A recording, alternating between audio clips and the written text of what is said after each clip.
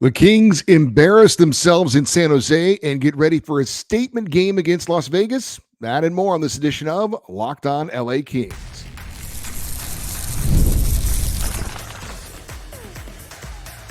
You are Locked On Kings, your daily podcast on the Los Angeles Kings, part of the Locked On Podcast Network, your team every day.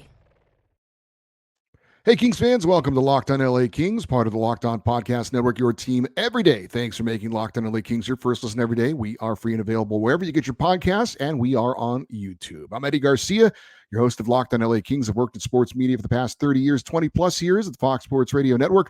I'm also co-host of the Puck Podcast, a weekly NHL review show that's been putting out content for the past 18 years, and a passionate LA Kings fan for over 30 years. You can start the season with a big return on FanDuel. New customers place a $5 bet and you'll get started with $150 in bonus bets if you win your first $5 bet. Visit FanDuel.com to get started.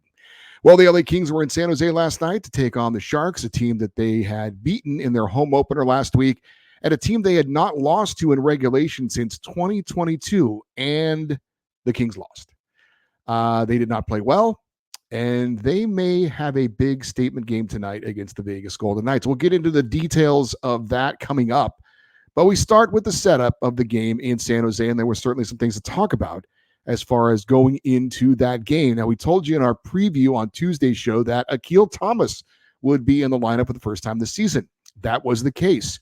What we didn't know is that Akil wasn't going to be playing on the fourth line as was expected. He would be playing on the second line in place of Kevin Fiala, who was suspended for the game. Details on that and reaction coming up. But as for the starting lineup for the LA Kings, top line of Andre Kopitar centering Adrian Kempe and Quentin Byfield. Second line of Philip Deneau centering Trevor Moore and Akil Thomas. Third line of Alex Turcotte with Alex Laferriere and Warren Foegele. And a fourth line of Trevor Lewis back at center, not Akil Thomas, Tanner Jeannot, and Andre Lee playing on the wings. The defensive setup would be the same. Mikey Anderson and Vladislav Gavrikov on the top pairing. Joel Edmondson and Brant Clark on the second pairing. Caleb Jones and Jordan Spence on the third pairing. And David Rittich would get the start in net. Darcy Kemper serving as the backup, playing in the first of back-to-back games. Now, the question going into this game against the Sharks for me was, would we see 3 periods of solid hockey from the Kings en route to getting a win? The answer was a gigantic no. We would not see 3 periods of solid hockey, and we would not even see a win. As for the recap of the game, scoreless opening period, but the Kings would eventually fall behind 1-0 in the second period. Goalie David Rittich letting in a goal from distance.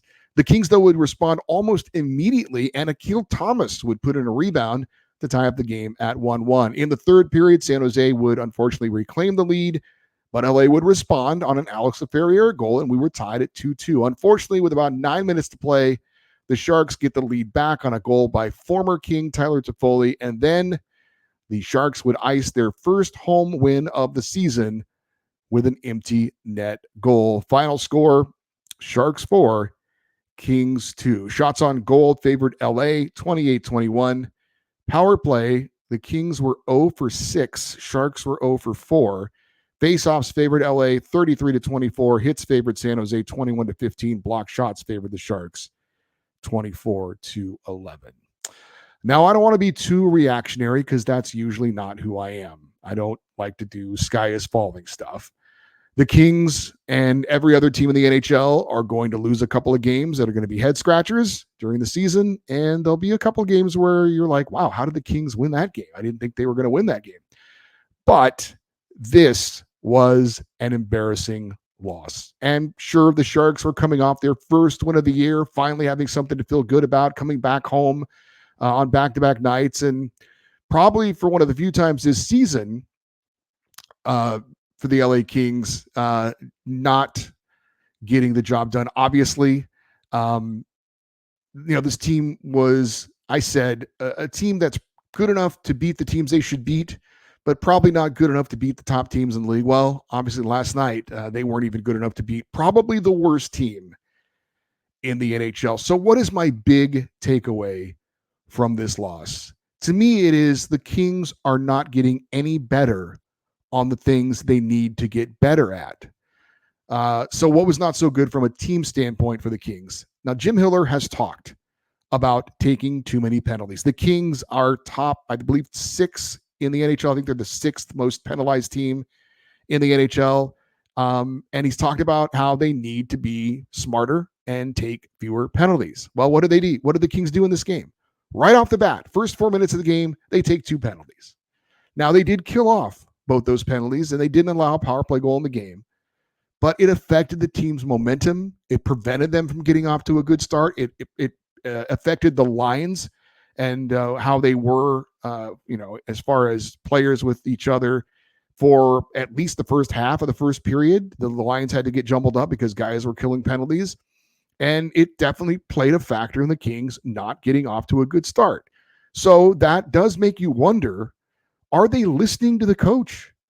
Kevin Fiala just got benched for taking too many penalties. And the very next game, after one of your star players is benched, the Kings go out and start a game like that.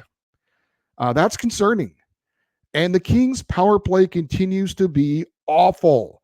0 for 6 on the power play. It included 4 straight minutes of playing with the man advantage in the second period because the Sharks took pretty much back-to-back minor penalties.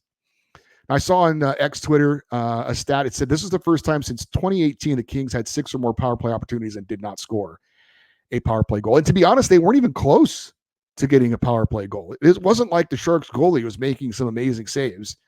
He was hardly seeing any shots. One of the power plays for the Kings, Brant Clark, was at the point. He caught an edge and fell on his ass, and the Sharks got a shorthanded breakaway. And luckily for the Kings, they didn't capitalize on it. And there was a moment in the third period where the Kings were on a power play. They couldn't even get the puck out of their own end. The Kings have 1 power play goal in their last 23 power play opportunities. They hired Newell Brown in the offseason to run their power play. And he had been with the Anaheim Ducks, and he's been around a long time with varied success. And I remember Ducks fans telling me, oh, you hired that guy? That's funny. And so far, it has been funny, but not in a good way. That hire has not worked out, to say the least. And again, it's one thing to start the season, the power play getting off to a slow start. It's another thing for it to just continually to be awful. It's not getting any better. I don't see them doing anything differently. It's just the same thing over and over and over. And to say it's not good enough is an understatement. It doesn't have to be one of the best teams in the best power plays in the league. I mean, we'd like it to be, but I wasn't expecting that, but I expected it to be decent, and it's bad. And you can't have 6 power plays in a game and not get 1 goal. So again, the Kings are continuing to do things that they've been bad at and not getting any better at them. And that's concerning. They're taking too many penalties. They did it again against the Sharks. The special teams have been bad. The power play was awful against the Sharks. It needs to get better soon. Both those categories need to be addressed and improved upon soon. Now, what was good for LA? Hard to find something, but there were a couple of things, and I'll start with the penalty kill at least. The Sharks do have a decent power play, and the Kings, despite the penalties that they took, did kill off all of the San Jose power play opportunities. One of our keys to winning was the Kings continuing to have a presence in front of the other team's net for screens and deflections and shots from high danger areas. And they actually were okay in that department. The Kings' goals, the 2 goals, were scored point blank range right in front of the net. The first one, Brant Clark puts a wrist shot on the Sharks netminder. He makes a save, but it kind of handcuffed him and left a rebound there. And Akil Thomas, boom, right there in the crease to put it home. And the second goal, a great pass from behind the Sharks net from Warren Fogle to Alex Laferio right in front. He taps it in. So at least from that standpoint, the Kings were good at getting traffic in front, getting players in a position to score in close, and they did do that. And they killed off the penalties, but it was hard to find good things from that performance against the Sharks. But if you had to point a couple of things, I would say that would be it. I mentioned our 3 Kings keys to victory. We talked about being better, more blue collar in front of the net. Also talked about getting some goals from the top 6. And I guess technically the Kings did get a goal from a top 6 forward. Akil Thomas was playing on the second line and he scored a goal. because of the suspension of Kevin Fiala. He was in there, but obviously he's not a top 6 forward. Right? The only way he's going to play up there likely is if there is an injury or a suspension, something like that. So I think it's still fair to say the Kings have not had a top 6 forward score a goal now in 4 straight games. That's a problem. And also, I said at least be even in the special teams. Well, they were. They didn't allow a power play goal, but they didn't score one. So they're even in special teams. But again, 6 opportunities to score on the power play, and you get no goals off of that. That's obviously a pretty big failure. So why did Kings forward Kevin Fiala get suspended, and what's our reaction to it? That's next here on Locked On LA Kings, your team every day. Hey, PrizePicks is America's #1 daily fantasy sports app with over 5 million active members. It is the easiest and most exciting way to play daily fantasy sports. All you do is pick more or less on 2 to 6 players' stat projections and watch the winnings roll in. Just go to the PrizePick app, make your picks right now, and you could be a winner. And you can now win up to 100 times your money on PrizePicks with as little as 4 correct picks. PrizePicks is the best way to get action on sports in most states, including California. Download the PrizePick app today. Use the code LOCKEDONNHL and get $50 instantly when you play $5. That's the code LOCKEDONNHL on PrizePicks to get $50 instantly when you play $5. You don't even have to win to receive the $50 bonus. It's guaranteed. PrizePicks, run your game. All right, let's get into it. Kevin Fiala was benched in the previous game against Utah for repeatedly taking penalties. He missed the 3rd period of the win over Utah on Saturday. The Kings, his head coach Jim Miller talked about the situation. He said, quote, "Kevin and I had a good conversation, wiped the slate clean, we'll move forward, and that was it," end quote. Now, Fiala was seen at the morning skate on Tuesday in San Jose and was expected to be in the lineup against the Sharks. However, he reportedly missed a mandatory meeting sometime after the morning skate and before the game. And anytime you do that, that's an automatic suspension from the head coach. And Fiala was suspended and did not play against San Jose. Now, did he oversleep from his pregame nap? I don't know. I have no idea what happened. Did his absence hurt the Kings? Well, it certainly didn't help to not have your second leading scorer from the season before on the ice. I know he hasn't been great so far this season, but certainly you think the Kings would be better with him than without him, despite what Akil Thomas was able to do. So did the benching in the 3rd period in the previous game have anything to do with the suspension? I don't see how it would. I mean, look, Kevin Fiala just did something to embarrass himself. It's not something that's completely uncommon for a player to, do something against the coach's wishes and to get benched for a period. It happens frequently. So it's not a big deal. For him to somehow compound it, though, by missing a team meeting the very next day, obviously is not a great look for him. I think it's just a unfortunate timing that right after getting benched, he gets suspended for missing a team meeting. I don't think there's any connection between the two. I don't see how you could connect the dots on something there. If anything, he's made a situation worse by doing this. There's no real positives for him coming out of this. So, look, Kevin Fiala needs to be better.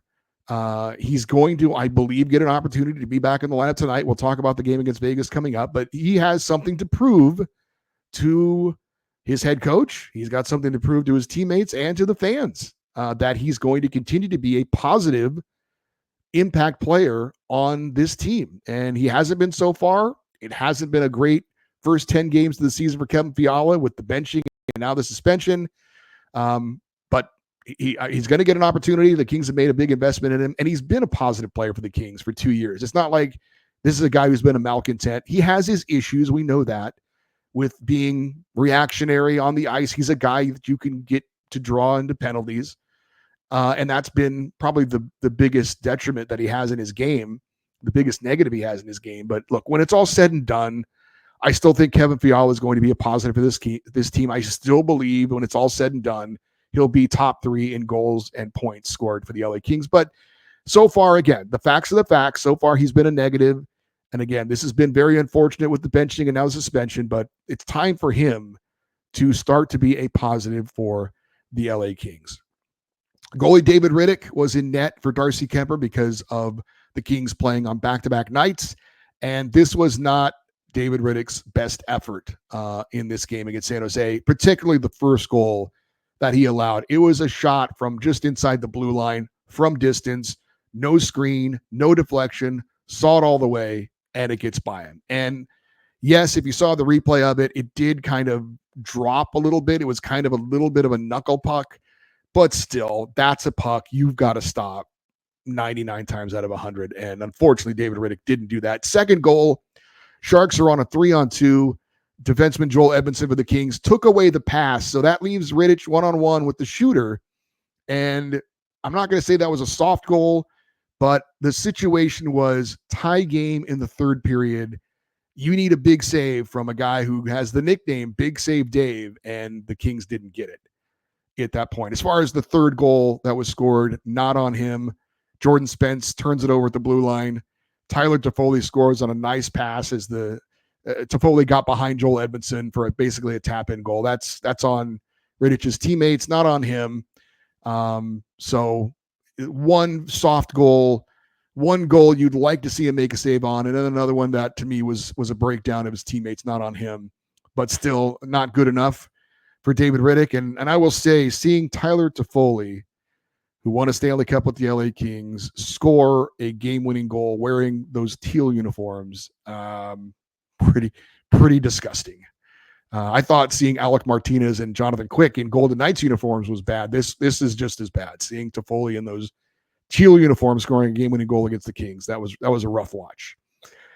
Speaking of a rough watch, Brent Clark had a tough game. I mentioned his embarrassing, toe pick at the blue line led to a breakaway, kind of like watching a Major League Baseball player drop a routine fly ball. It's just kind of like you're out there in space and something happens bad and you're just kind of, you're helpless to do anything about it. He had a few moments in this game where he was holding the puck on for too long on his stick, and his heart's in the right place. He's looking to make things happen, but also kind of looking for things that really weren't there. I'm not overly concerned about it. He's a young player. He's still learning. I think we have to all understand to be patient with a rookie player. He's going to make some mistakes, but he'll learn. He'll get better. And when it's all said and done, Brant Clark will be fine, but not his best game against the Sharks, like a lot of players for the LA Kings. He did get an assist on the Akil Thomas goal, so at least there was that. Speaking of Akil Thomas, played well, scored the Kings' first goal. He's now got 4 goals in 8 career NHL games, going hard to the net, hunting a rebound. Great job by Akil Thomas, being thrust into a position he didn't know he was going to be thrust into. Played 11 minutes and 3 seconds on that second line, the Deneau line. Certainly a performance by Akil Thomas that I would think would get him some more ice time soon, maybe as soon as tonight. But Akil Thomas, a lot of us have been kind of clamoring for him to get some more ice time. He got the ice time, and good to see him get another goal. And Alex Laferriere now leading the team in goals with 5. Nice finish on a nice feed from Warren Fogle. Is it too much to ask or too much to think that Alex Laferriere will score 30 goals this season? Again, 5 goals in 10 games. I know he's not going to keep that pace up, but I think he could be this year's Trevor Moore. And speaking of Trevor, we need more from him. 1 goal in 10 games after career year last year. Alex Laferriere, again, looking like the Trevor Moore of this year, but we'd like to see the Trevor Moore of last year look more like the Trevor Moore of last year this year as well. And I got to mention Quentin Byfield. He was the only player on the Kings as far as forwards that did not have a shot on goal. He's yet to score a goal this season. The move from center to wing has not seemed to help his game or the Kings' top line so far to be better. So that is certainly a concern as well. Is it too early to say that tonight's game against Vegas is a statement game? We'll talk about that next here on Locked On LA Kings, your team every day. Hey, NFL fans, you can start the season with a big return on FanDuel, America's #1 sportsbook. So when you get a hunch in the middle of a game, you can check out the latest stats, view live play-by-play, and much more on the same page where you place your bets. And of course, FanDuel is there for you to bet on Major League Baseball. The Dodgers did not get the sweep in the World Series against the Yankees. They are back at it in Game 5 tonight in the Bronx, looking to close it out. Dodgers are once again underdogs, getting a run and a half, and the over-under for Game 5 of the World Series is at 8.5. As for our Kings, if you want to place a bet on tonight's game against Vegas, the Kings are underdogs, are getting a goal and a half, and the over-under against Vegas is 6.5. Join FanDuel. Browse the latest betting odds of your favorite sports and teams on the Sportsbook app and get in on the action. You'll get started with $200 in bonus bets guaranteed when you place your first $5 bet. That's FanDuel.com. All right, good news, bad news for our LA Kings. The good news is they're right back at it tonight, right back on the horse. Get that bad taste out of your mouth, get back on home ice, and I would expect to see a highly motivated team play a much better game after that effort in San Jose the night before. The bad news is the Kings are taking on a Vegas Golden Knights team that handled the Kings easily in Las Vegas last week, 6-1. The Vegas Golden Knights are the highest scoring team in the NHL right now. They have 47 goals in 10 games. They are the best team in the NHL in goal differential at plus 19, meaning they've scored 19 more goals than they have allowed. Possibly some good news, though, for the LA Kings is that while Vegas has been unstoppable at home, where they beat the Kings 7-0 on home ice, Vegas, they have yet to win a road game, checking in tonight at 0-2-1. Checking the matchup by the numbers, Kings check in 20th in the league in goals per game at exactly 3 goals per game. Vegas, number 1 in the NHL, averaging 4.7 goals per game. Kings are 20th in the NHL in allowing goals per game, 3.30 per game. The Golden Knights are 6th best in the league, 2.8 goals allowed per game. The Kings' power play is 29th in the league and heading south, 13.2%. The Golden Knights 8th in the NHL on the power play, 29.4%. And the Kings are 25th in the league on the penalty kill, 76.7%. Vegas 19th in the league on the PK, 77.3%. In the Pacific Division standings, tonight's game is a first place versus second place matchup. But let's be honest, does it really feel like that? Does it feel like these are the two class teams of the Pacific Division going at it right now? The stats say yes. The standings and the points say yes, but we'll see. As far as the Kings lineup tonight, I'm assuming Kevin Fiala is going to be back in the lineup. I'm also assuming Akil Thomas will be in the lineup playing on the fourth line. That's not confirmed, so we'll have to wait and see. Is it too early to say this is a statement game for the LA Kings? I don't think it is. I don't think it's too early, is what I'm saying. I think it is a statement game for the LA Kings. You just lost in embarrassing fashion the night before to probably the worst team in the NHL. One of your top players was suspended for missing a meeting. Now you got a chance to come back home with that player probably back in the lineup and your number 1 goalie in net. And, oh, by the way, taking on the number 1 team in your division. It's a big opportunity for the Kings to prove something to all of us, to themselves, to the fans, that they can compete with the best teams in the league, that they can put 3 solid periods of hockey together and be right there with a top team. And I'll be honest, I'm not even really talking about getting a win. I'm talking about showing some heart, showing some pride, showing some desire, playing a solid, good game against a good team. A statement from the LA Kings, a statement for Kevin Fiala. Let's see it. Let's see something tonight. Turn that negative into a positive. Bounce back. Show some intestinal fortitude. Show you can be resilient. Don't take as many penalties. Play hard, but be disciplined. The big players need to show up, led by the captain, Anze Kopitar. We need to see more from him. We need to see more from Adrian Kempe, Quentin Byfield, Trevor Moore, Kevin Fiala. Got to see more from these guys. Lead the team. You're the leaders of the team. Let's see it. It is going to take certainly a team effort for the Kings to go toe-to-toe with the Vegas Golden Knights tonight. Hopefully get a win, but at least, again, show some fight, show that this group can take on a big challenge and meet that challenge. We'll see. Again, I really think it's a big game tonight. I want to see something from this group. I want to see some competition. I want to see some compete. I want to see them playing smarter. I want to see them playing cleaner, playing harder, and ultimately going toe-to-toe with this very good team and showing us that they, again, can compete with the top teams in the NHL. Now, I'll be out there at Crypto.com Arena as a fan, going to have my jersey on and hoping to have some positive things to cheer about. If you are watching the game tonight on television, second straight night, the Kings are not televised locally. It's another nationally televised broadcast. This time it's on TNT. And you can always listen to the game on the 710 ESPN app. For you everydayers, those of you that listen to watch Locked On LA Kings every day, coming up on tomorrow's show, we will recap the Kings Golden Knights matchup, tell you how they did, tell you if they met the challenge or not. And then, of course, on Friday, it is our weekly Kings fan feedback show. If you want to get an email in for that show, you can do so by sending an email to lockedoneddie@gmail.com, EDDIE. Also, we're also on, you can leave your comments if you're watching on YouTube. We appreciate that. And stay interactive with the show on social media. Follow us on X, Twitter, and Instagram. We are at Locked On LA Kings.